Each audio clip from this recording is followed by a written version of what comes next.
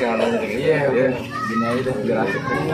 Biar lebih akrab. Stafnya mana lagi stafnya? Biasanya rame-rame. Tapi cuma pikir doang. Saya maksudnya. Kalau pakai ini pangling, pakai peci pangling.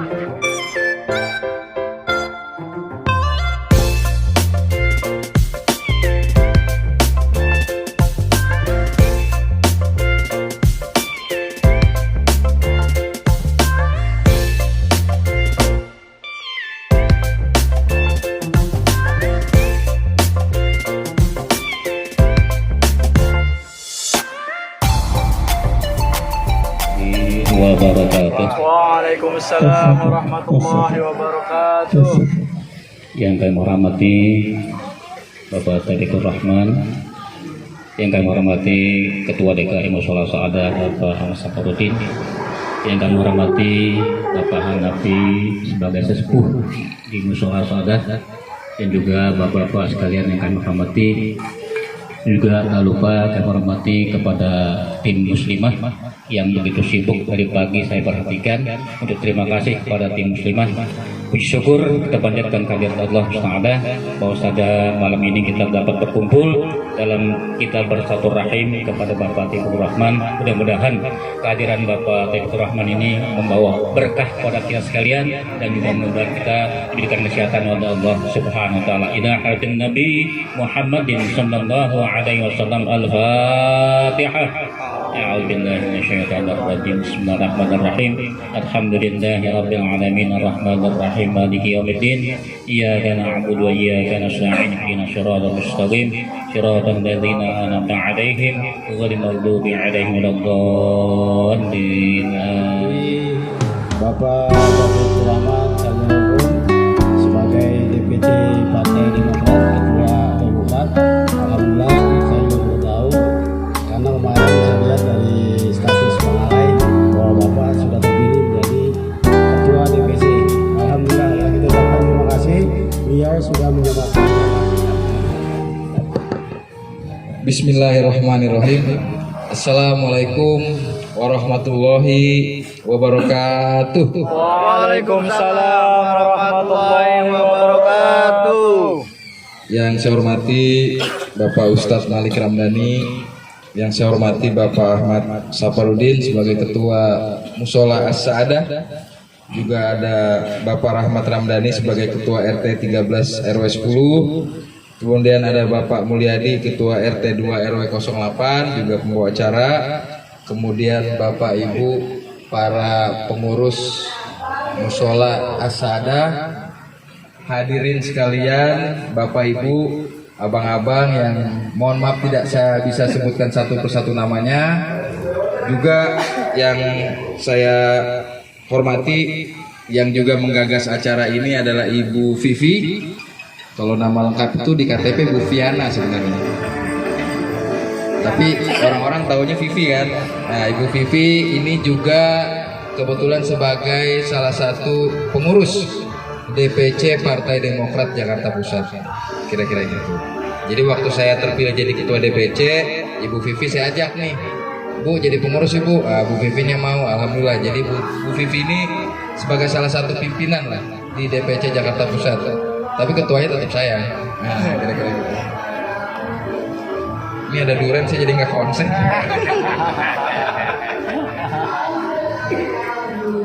Baik, yang pertama tentunya marilah kita panjatkan puji syukur kehadiran Allah Subhanahu wa taala, Tuhan yang Maha Kuasa.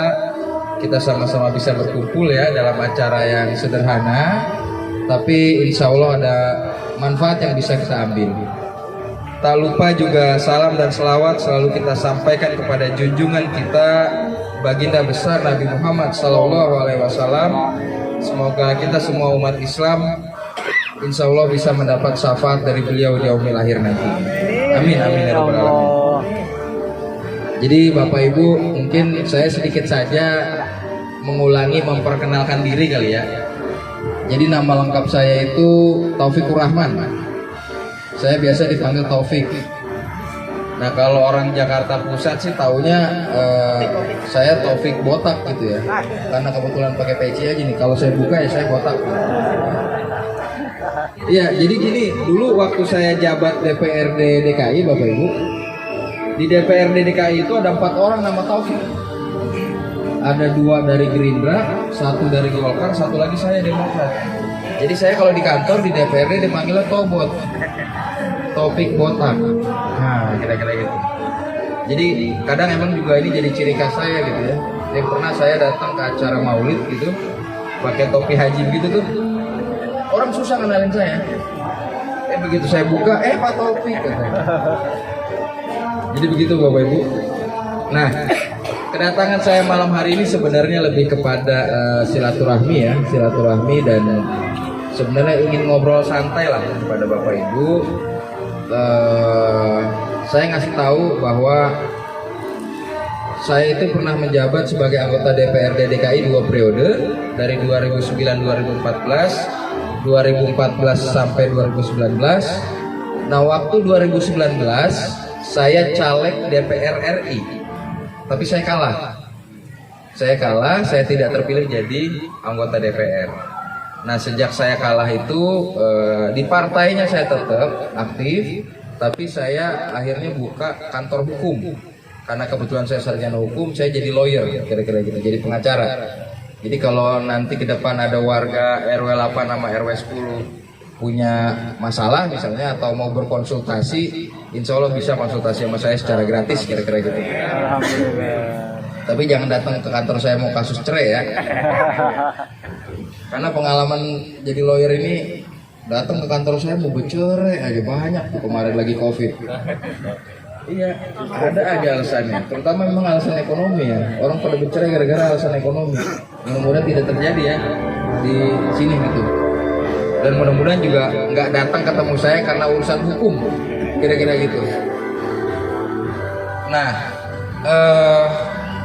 saya ingin juga mengucapkan terima kasih ya kepada Bapak Ibu, karena saya tahu memang di RW 8 RW 10 ini pada saat saya jadi caleg, saya banyak dapat suara di sini di RW 8 dan di RW 10. Jadi saya mengucapkan terima kasih kepada Bapak Ibu atas dukungannya dan pilihannya kepada saya dan Partai Demokrat. Dan kemudian langsung saja saya menyampaikan bahwa sebenarnya saya juga nanti 2024 akan maju caleg lagi. Tapi karena saya kemarin DPR RI kalah, jadi saya kapok maju DPR RI, Pak. Jadi saya majunya DPRD DKI aja, kira-kira gitu. Iya, jadi saya majunya DPRD DKI karena insya Allah di situ ada peluangnya dan juga tidak terlalu berat. Karena kalau DPR RI itu berat, daerah pemilihan itu selain Jakarta Pusat, ditambah lagi Jakarta Selatan, ditambah lagi luar negeri. Nah, itu yang agak gelap tuh kita di luar negeri, kira-kira gitu. Nah, ya sambil ngobrol santai sebenarnya gini Bapak Ibu, ini jujur saja kalau kita lihat ya dari pemilu ke pemilu gitu ya, ini menjelang pemilu nanti ini banyak caleg-caleg mulai turun ke bawah, ya kan? Mulai nih ngedeketin ketua RT, ngedeketin ketua RW, ngedeketin pengurus-pengurus musola, ngedeketin tokoh-tokoh masyarakat, ngedeketin ulama-ulama, ya kan? Macam-macam berbagai cara dan gaya yang dilakukan oleh para caleg ini. Dan mereka-mereka ini cenderung tiba-tiba jadi baik hati. Betul ya? Apa yang Bapak Ibu minta, apa yang rakyat minta itu cenderung untuk dikasih. Kenapa ya? Karena memang mereka ada maunya kan. Karena ada maunya, langsung aja saya terbuka. Jadi karena ada maunya mereka bisa seperti itu. Tapi jangan harap sebenarnya mereka bisa seperti itu lagi kalau mereka jadi. Kenapa? Karena nggak ada jaminan. Sekarang saya tanya sama Bapak Ibu, semua caleg ngomong dan berjanji kan? Betul nggak? Pertanyaannya adalah bagaimana cara memegang janji dan omongan caleg?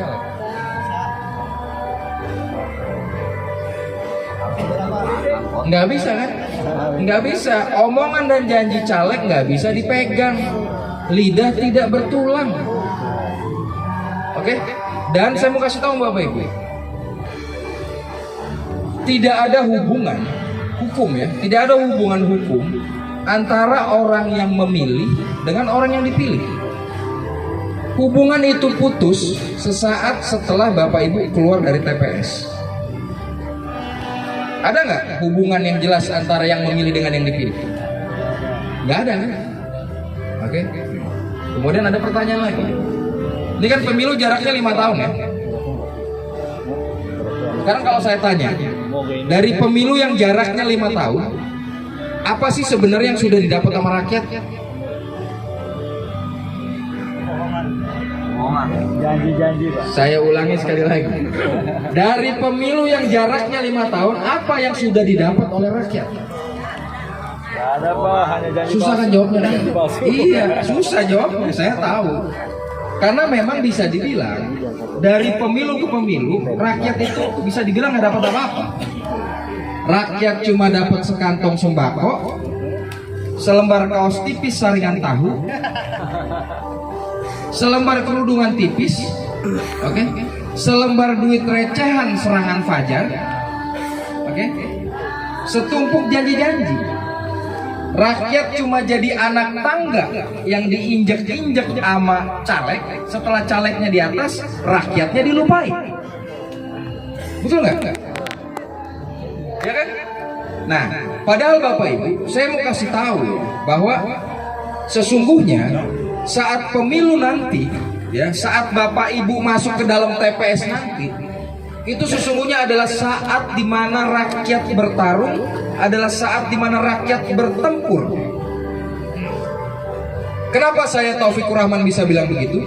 Karena pada saat pemilu itu rakyat yang suruh datang ke TPS. Coba aja ntar menjelang hari pemilihan, ini pasti akan banyak sekali himbauan-himbauan atau ajakan-ajakan untuk mencoblos. Entah Bapak Ibu nonton di TV, dengar di radio, baca di koran, lihat di spanduk, itu pasti tulisannya sama. Hai rakyat, datanglah ke TPS, gunakan hak politik Anda, jangan golput.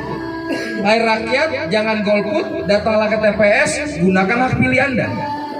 Hai rakyat, datanglah ke TPS, cobloslah saya. Kalau kata caleg begitu. Betul nggak? Oke. Nah, tapi ada satu pertanyaan besar yang muncul Bapak Ibu. Apa pertanyaannya? Rakyat yang bertarung, rakyat yang bertempur, tapi siapa yang menang? Yang menang selalu caleg, yang menang selalu elit politik. Rakyat kagak pernah menang, rakyat selalu kalah, rakyat selalu ditipu, rakyat selalu dibohongin. Rakyat cuma dapat sekantong sembako, selembar kaos tipis saringan tahu, selembar duit recehan, ya kan? Caleg sekali lagi cuma jadi apa? Rakyat cuma jadi anak tangga yang diinjek-injek sama caleg. Setelah calegnya di atas, rakyatnya dilupai. Oke? Nah sekarang pertanyaannya, apakah kita mau begitu terus, Bapak Ibu? Tidak. Oke. Nah, sebenarnya saya kepengen ke depan warga Kebon Sirih wabil khusus RW 8 RW 10 ini bisa lebih cerdas dan lebih pintar dalam berpolitik. Rakyat harus lebih cerdas dan lebih pintar dalam berpolitik. Jangan cuma caleg yang bisa berpolitik.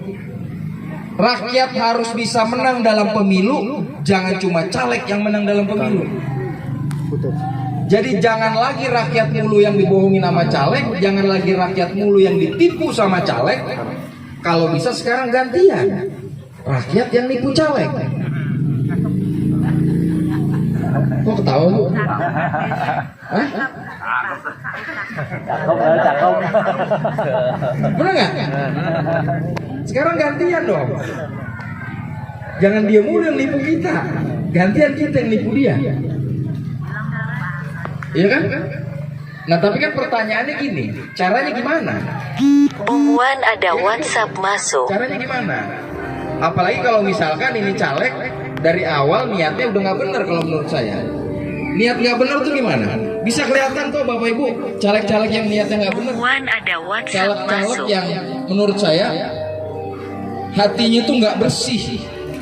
Hatinya tuh niatnya bukan mau berjuang untuk rakyat. Gampang ngelihatnya. Ngelihatnya dari mana Bapak Ibu? Ngelihatnya adalah dari cara dia untuk mendapatkan suara rakyat. Kalau caranya dia itu ngebeli suara rakyat, saya berani memastikan bahwa niatnya udah nggak benar. Bahwa niatnya bukan mau berjuang, tapi niatnya mau cari balik modal Bapak Ibu. Nih ya, saya mau kasih ilustrasi biar kita semakin gampang memahaminya. Pengalaman saya jadi caleg DPRD DKI, satu suara di DPRD DKI itu harganya kira-kira 45.000 suara Pak. Jadi sebuah partai kalau dia mau dapat kursi di DPRD DKI harus dapat suara minimal 45.000. Oke? Coba Bapak Ibu semua kita bayangin ya. Ada seorang caleg, sebut saja nama calegnya caleg A misalnya. Caleg A ini dia pengen dapat suara sebanyak 45.000. Kemudian pada saat hari pemilihan H-1, H-2 dia melakukan yang namanya serangan fajar. Tahu serangan fajar? Pernah kebagian? Ya.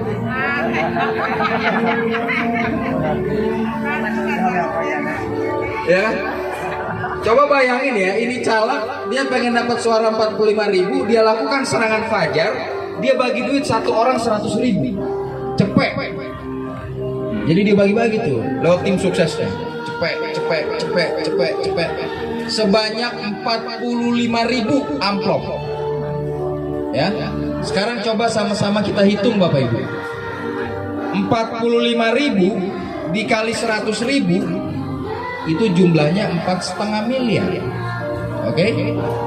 Ditambah biaya tim sukses, operasional, pulsa, kuota, seragam, atribut, spanduk, stiker dan lain-lain, habis dia 1,5 miliar lagi. Jadi di total dia habis 6 miliar, 6 M. Jadi dia anggota dewan dengan cara seperti itu. Nah, saya mau kasih tahu sama Bapak Ibu ya. Terakhir saya menjabat sebagai DPRD DKI tahun 2019, gaji saya setiap bulan itu 80 jutaan. Oke? Sekarang coba kita hitung. 80 juta dikali 12 bulan 960 juta. Dikali 5 tahun enggak nyampe 5 miliar. Pada saat kampanye habisnya 6 miliar. Dari mana cari sisanya?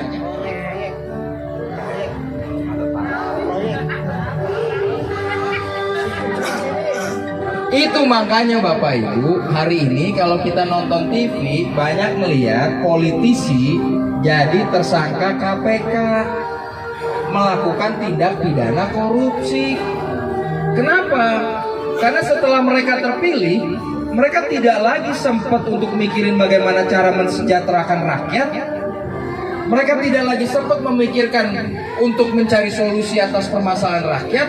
Yang ada di pikiran mereka adalah gimana caranya modal gua balik. Bahkan bukan cuma cari balik modal Pak, mereka akan tumpuk lagi duitnya, akan keruk lagi duit sebanyak-banyaknya, ditabungin, ditumpuk-tumpuk untuk membeli suara pada pemilu berikutnya. Jadi ini seperti lingkaran setan Bapak Ibu.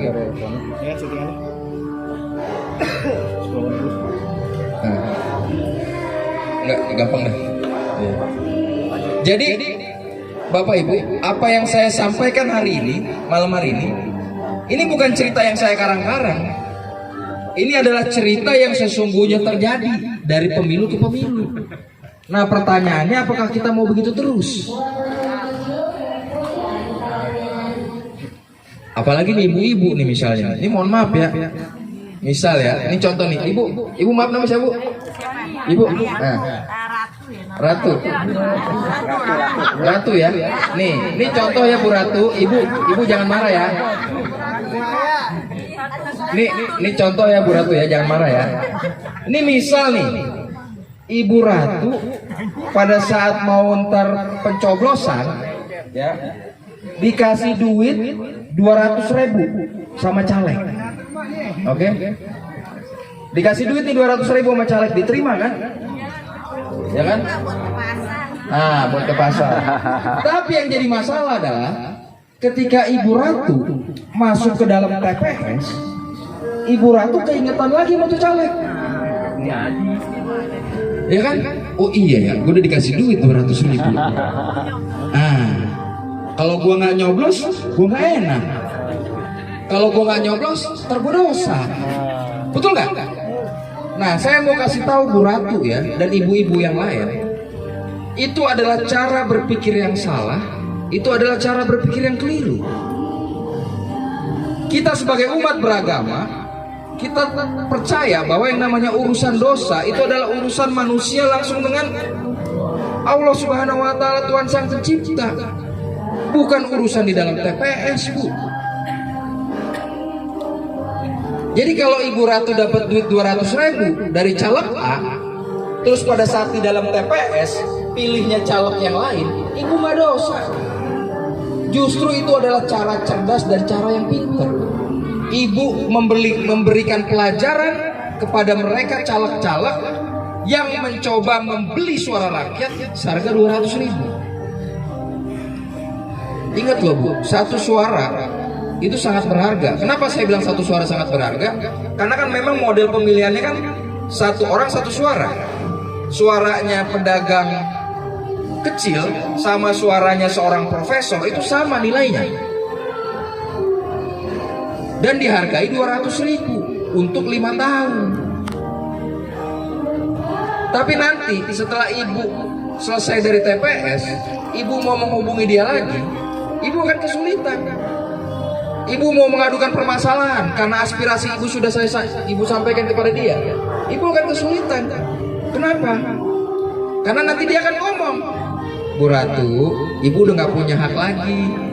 Kan suara Ibu udah saya beli, kan Ibu udah saya bayar 200.000. Nah pertanyaannya, apakah mau suara kita cuma dihargai segitu? Jadi kembali ke yang tadi saya sampaikan, bahwa ke depan rakyat di Kebon Siri, wabil khusus RW 8 RW 10 ini harus lebih cerdas dan lebih pintar dalam berpolitik. Rakyat juga harus bisa berpolitik, jangan cuma caleg doang yang bisa berpolitik. Rakyat harus menang dalam pemilu, jangan cuma caleg yang menang dalam pemilu.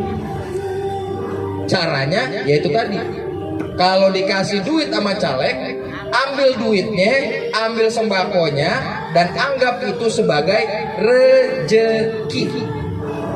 Anggap itu sebagai rezeki, tapi tidak perlu kita ngerasa terbebani untuk memilih dia, walaupun sudah menerima sesuatu dari dia. Yaitu tadi, Bu Ratu udah dapat duit 200.000, terus di dalam TPS, jangan gara-gara 200.000 Ibu milih dia. Tapi yang Ibu pilih siapa? Yang Ibu pilih adalah orang yang Ibu rasa cocok dengan pilihan Ibu sendiri, yang sesuai dengan hati nurani. Emang suaminya nyalek? Nah lebih bagus ya, lebih bagus sebenarnya pilih caleg ya. Pilih caleg yang sanggup memberikan jaminan secara tertulis, hitam di atas putih, tanda tangan di atas materai itu calegnya. Supaya apa? Supaya setelah nanti dia terpilih, gampang bagi rakyat untuk nagih janjinya kepada dia. Ada buktinya.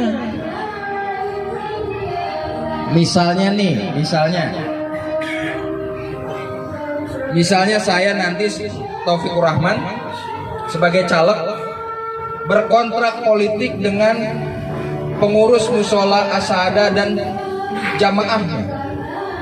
Nah nanti saya di kontrak politik itu akan bertanda tangan sebagai pihak pertama, dan nanti Pak Ahmad Saparudin sebagai ketua musola Asada jadi pihak kedua di dalam kontrak politik. Kan biasa dong, di dalam perjanjian kan ada dua pihak dong, pihak ke satu, pihak kedua kan. Oke? Saya tanda tangan di atas materai, dipegang sama Pak Ahmad Saparudin.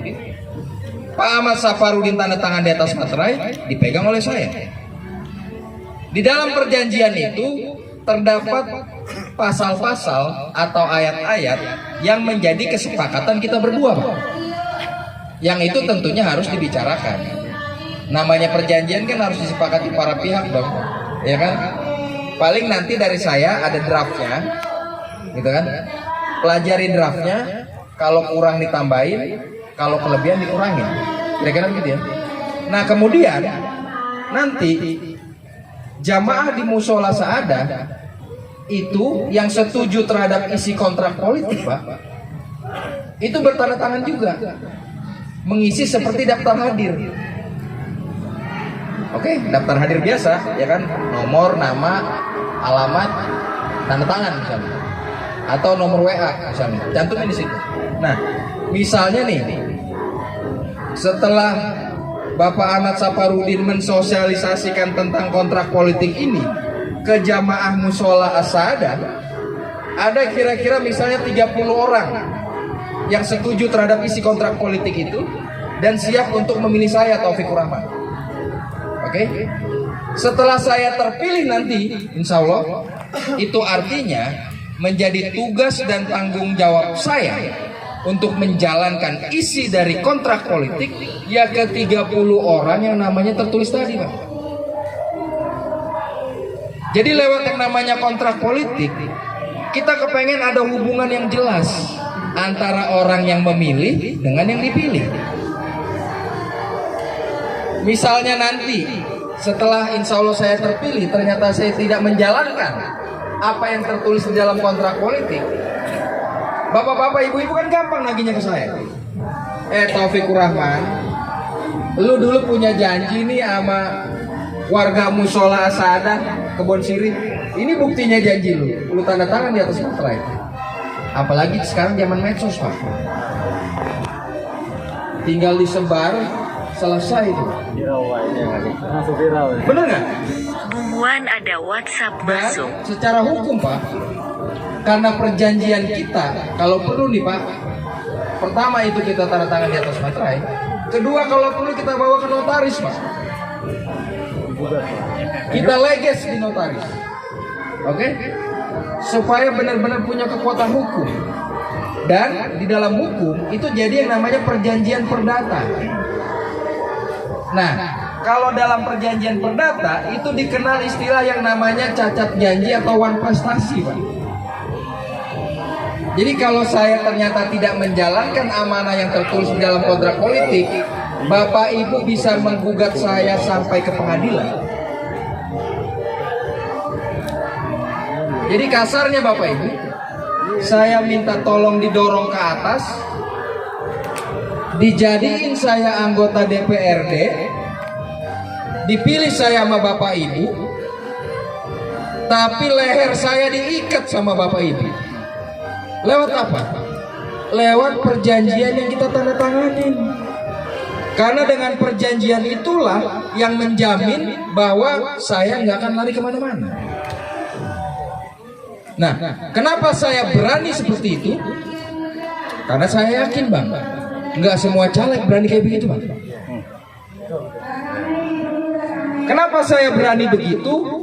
Karena memang niat saya jadi anggota dewan itu mau berjuang, bukan untuk memperkaya diri, bukan untuk bikin buncit perut sendiri. Kalau Bapak Ibu nggak percaya, suatu saat nanti Bapak Ibu ketemu sama caleg nih. Ini kan bentar lagi banyak nih caleg pasti turun, bener ya?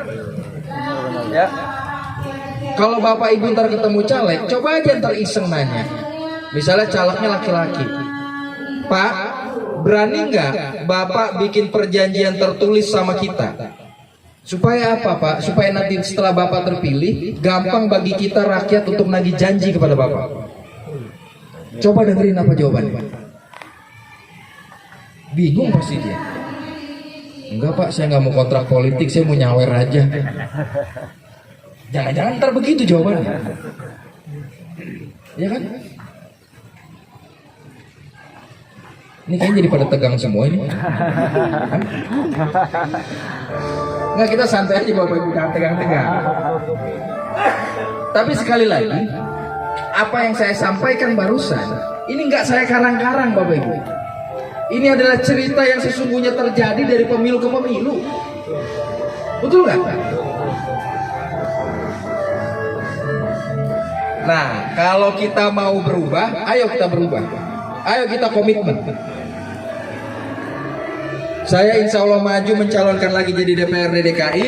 Nanti saya kirim draft kontrak politiknya, sama-sama kita pelajarin, sama-sama kita baca, dan sama-sama kita sepakatin apa yang menjadi poin dari kontrak politik. Tapi tentunya Pak, karena kontrak politik ini menjadi dokumentasi hukum, tentunya dia tidak boleh bertentangan dengan peraturan dan perundang-undangan yang ada. Nah, kalau kita bicara dalam konteks pemilu, maka kontrak politik itu tidak boleh bertentangan dengan peraturan KPU dan tidak boleh bertentangan dengan undang-undang pemilu. Kira-kira gitulah batasannya. Selebihnya boleh. Misalnya, ya nantilah draftnya itu nanti bisa kita pelajari bareng-bareng. Kira-kira begitu. Nah, tapi hari ini itulah kira-kira yang akan saya sampaikan. Jadi ada dua cara cerdas, ada dua cara supaya rakyat bisa menang dalam pemilu. Cara yang pertama, kalau ada caleg yang nyawer ngasih sesuatu, ngasih duit, ngasih lain-lain, ambil duitnya, ambil sembakonya, jangan dicoblos orangnya. Anggap itu sebagai rejeki, tidak perlu ngerasa terbebani untuk memilih dia walaupun sudah menerima sesuatu dari dia. Cara yang kedua, pilih calon yang sanggup memberikan jaminan secara tertulis, hitam di atas putih, tanda tangan di atas mantra itu calon, supaya rakyat gampang lagi janjinya kepada dia setelah nanti dia terpilih. Baik, nanti bisa kita lanjutkan dengan tanya jawab. Waktu saya masih panjang, saya nggak ada jadwal lagi habis ini. Kita bisa ngobrol santai. Saya mohon maaf kalau ada kata-kata yang salah. Wallahul muwaffiq ila aqwamit thoriq. Wassalamualaikum warahmatullahi wabarakatuh. Waalaikumsalam warahmatullahi wabarakatuh. Terima kasih kepada Bapak Ustaz. Nah, cuman yang saya tanyakan itu kalau draft kontrak politik, kalau kita pengurus musola atau jamaah ada permintaan itu, misalkan satu nih, oke, saya akan memilih Bapak nih, tapi Bapak janji nggak nih kita bikin suatu kontrak politik, saya kepengen musola Asada kalau Bapak naik itu rapi semua, gimana? Setuju nggak? Itu aja kan, karena misalkan ini musola belum kelar nih, Bapak boleh gak? Cuman saya nggak tahu nih, tanya Ustaz dulu nih. Ini kan kontrak politik dan jalurnya hukum agama boleh gak gitu. Ini kan sokok menyogok nih. Takutnya nih kan yang kata Ustaz kalau sokok menyogok bahasanya rosi wa murtasi bina. Yang menerima dan yang menyerahkan akan masuk neraka, itu katanya. Sebenarnya kan kita khawatir nih, takut gitu. Nah, apakah boleh kita meminta seperti itu Pak Taufik? Dan izin dulu sama Pak Ustadz ya. Jadi saya panggil abang aja kali ya. Iya. Bang Komeng ya. Iya. Komeng Uhuy. Yang pelawak. Iya. Jadi Bang Komeng, seperti yang tadi saya sampaikan, sebenarnya kontrak politik kita itu tidak boleh bertentangan dengan peraturan dan perundang-undangan yang ada. Nah, jadi sebenarnya kontrak politik itu tidak boleh dia ada pasal atau ayat sesuatu hal yang bisa dinilai dengan uang, karena itu nanti bertentangan dengan money politik. Itu nanti pasti ada hukumnya tuh. Nah, kalau tadi yang abang bilang ayatnya di dalam agama, di dalam undang-undang ada tuh Bang. Barang siapa yang memberi dan menerima itu hukumannya sama-sama kena pidana. Jadi kontrak politik kita itu tidak boleh dengan sesuatu yang bisa dinilai dengan uang, Tapi misalnya di dalam kontrak politik disebutkan begini misalnya, bahwa Taufikur Rahman akan siap menjadi donatur tetap selama 5 tahun masa jabatan anggota DPRD DKI misalnya. Nah itu boleh. Karena kan nilai uangnya nggak kelihatan Pak. Tapi kalau misalkan setelah terpilih Bang Taufik bikinin apa? Bikinin kubah. Oh itu kan kubah bisa dinilai dengan uang. Kubah musola ukuran segini kira-kira berapa ya? Nah, takutnya itu nanti jadi masalah ke depan Pak. Daripada jadi masalah, mendingan kita siasatin dengan cara seperti yang tadi saya sampaikan. Karena sekali lagi, Bang Komeng, saya ini kenapa saya berani untuk berkontrak politik, Bang? Karena sebenarnya memang tadi sudah saya sampaikan, niat saya itu mau berjuang, Bang. Dan saya sampaikan kepada Bapak Ibu ya, saya ini pertama kali jadi DPRD itu tahun 2009, Bang. Waktu itu umur saya 29 tahun. Karena saya lahir tahun 1980. Saya termasuk yang termuda pada saat itu Bang di DPRD DKI. Nah, saya anak muda jadi anggota DPRD bukan karena saya anak orang kaya, bukan karena bapak saya politisi besar, bukan karena bapak saya pengusaha besar, bukan karena bapak saya punya pesantren besar.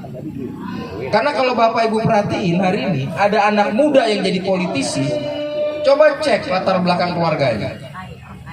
Iya. Rata-rata begitu Bu. Nah ini beda sama saya. Saya ini Bapak Ibu lahir tahun 1980 di Cengkareng, Jakarta Barat. Saya anak keempat dari 4 bersaudara. Kakak saya pertama lahir tahun 71, kedua 72, ketiga 76, keempat saya 80. Bapak saya masuk Jakarta itu merantau dari Palembang, masuk ke Jakarta tahun 1969. Sejak bapak saya masuk Jakarta mulai bekerja sampai pensiun, bapak saya tuh kerjanya bawa mobil. Jadi saya ini anak supir. Jadi saya masih ingat Bapak Ibu, dulu waktu saya masih kecil, ibu saya almarhum itu masak telur rebus dibelah 4. Kalau saya makan jatah kakak saya, dicubit saya sama ibu saya. Jadi saya tahu banget rasanya susah. Saya tahu persis rasanya lapar. Karena menurut saya Bapak Ibu agak nggak masuk akal gitu ya, ngelihat ada politisi muda bicara tentang kesusahan rakyat, tapi dia nggak pernah ngerasain susah. Betul nggak? Ada politisi muda bicara tentang perut rakyat yang kelaparan, lu nggak pernah ngerasain lapar. Saya nggak sebut partainya, apa yang sebut? Ya kan? Ada politisi muda bicara tentang gang becek sempit dan kumuh, lah dia dari lahir kemana-mana naik mobil dari bayi. Nah jadi kadang-kadang itu tadi Bapak Ibu, kita memang ke depan harus lebih cerdas dan lebih pintar dalam menilai para politisi. Pelajari betul, jangan sampai suara kita yang cuma satu dan dipergunakan selama 5 tahun itu kita gadaikan demi selembar recehan. Mending kalau 200.000. Kadang caleg ada juga yang bagi 25.000 Bang. Bener gak? Atau ibu-ibu majelis taklim misalnya dikasih kerudungan tipis selembar, wah lah semuanya minta ampun. Agam lagi. Padahal kalau beli di Tanah Abang berapa tuh cuma? Nah 5 tahun. Jadi kalau Bapak Ibu nanti pakai cara yang saya bilang ya, Bapak Ibu malah dapatnya double. Jadi serangan fajarnya dapat, duitnya dapat, kontrak politiknya dapat juga. Bener gak Pak? Dikasih duit 200.000, ambil duitnya, anggap itu sebagai rezeki. Tapi di dalam TPS pilih caleg yang kontrak politik. Jadi duitnya dapat, kontrak politiknya dapat. Nah itu cara rakyat supaya menang dalam pemilu. Nah kembali ke pertanyaan Bang Komeng, nanti kita bahas lebih serius. Nanti kita tukar nomor handphone ya Bang Komeng ya, biar kita bisa japri-japrian. Bisa diproses hukum. Karena di dalam hukum perjanjian kontrak politik ini disebut perjanjian perdata. Di dalam perjanjian perdata itu dikenal istilah yang namanya cacat janji atau wan prestasi. Misalnya nih, saya jadi calegnya berkontrak politik dengan warga di sini. Setelah saya jadi anggota DPRD, saya tidak menjalankan. Artinya kan saya cacat janji. Artinya saya wan prestasi. Nah, Bang Ari dan warga di sini semua bisa daftarin gugatan ke pengadilan. Menggugat Taufikur Rahman atas cacat janji tidak menjalankan isi dari kontrak politik yang telah ditandatangani. Kira-kira gitu, Bang. Yang tadi saya bilang artinya gini, saya minta tolong didukung, minta tolong saya dipilih, minta tolong saya didorong ke atas, tapi leher saya diikat sama Bapak Ibu lewat kontrak politik tadi. Makanya tadi saya bilang, kalau ntar Bang Ari ketemu caleg yang lain, abang tanya, Bang, berani nggak bikin perjanjian tertulis, hitam di atas putih, tanda tangan di atas materai, supaya gampang bagi kita rakyat menagih janji kepada Anda setelah Anda terpilih nanti. Nah, coba dengerin apa jawabannya. Kalau dia tidak bisa memberikan jawaban yang jelas, ya mohon maaf, abang harus bisa menilai. Kira-kira gitu, Bang Ari. Ada lagi?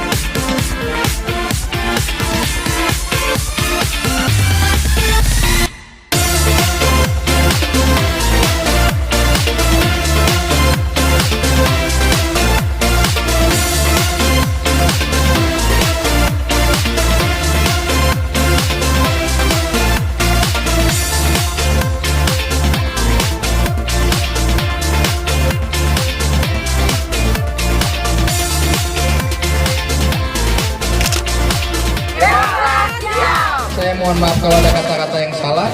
Wallahul muwaffiq ila aqwamit thoriq. Wassalamualaikum warahmatullahi wabarakatuh. Waalaikumsalam.